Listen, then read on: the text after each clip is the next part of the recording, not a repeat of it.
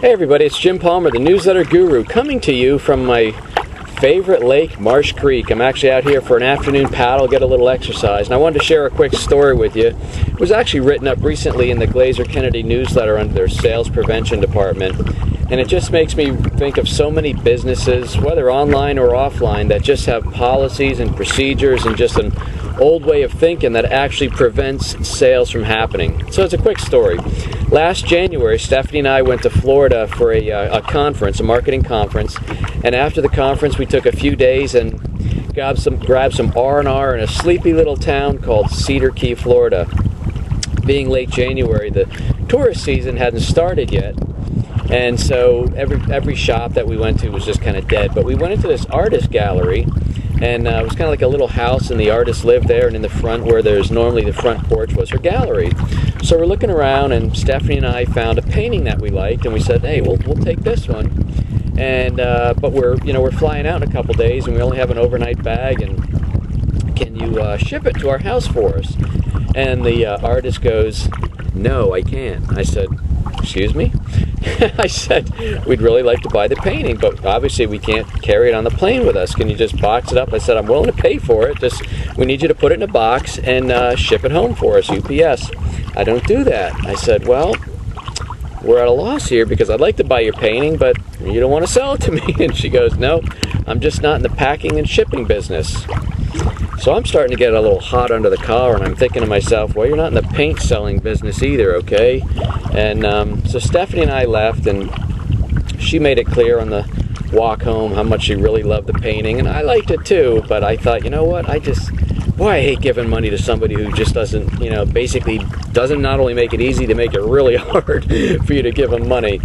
And so we slept on it. The next day, she really wanted the painting, and so we went back there and tried again, and she just really wouldn't budge.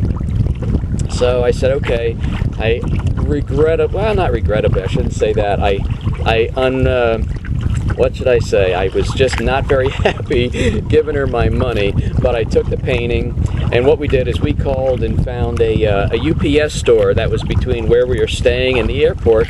We dropped it off on the way to the airport, and they basically took, I think it was like $27 from us, boxed it up. The thing was there 2 days after we got home. It was beautiful. My point in telling you the story is this. As entrepreneurs and small business owners, we go to a lot of trouble, and we go to great lengths to make good products and things that people want to buy. But then when someone wants to give us the money and close the deal, we put up all these roadblocks. So it might be a good idea. Take a look at the roadblocks that might be in your business.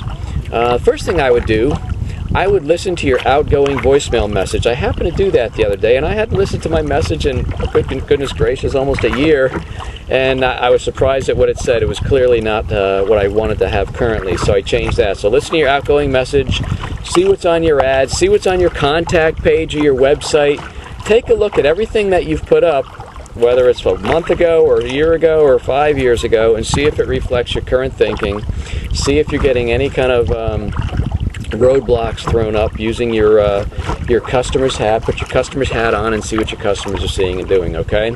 So listen, one of the things you can do to make more money in your business is tear down the roadblocks and make it easy for your customers. So for goodness sakes, if all it takes is a box and calling the UPS truck, I think you ought to do it, okay? So that's the episode on roadblocks. I look forward to being with you next time. This is Jim Palmer, the Newsletter Guru. I'm going to put my camera away so I can really do some paddling without fear of my camera falling in the water, okay? Take care, everybody.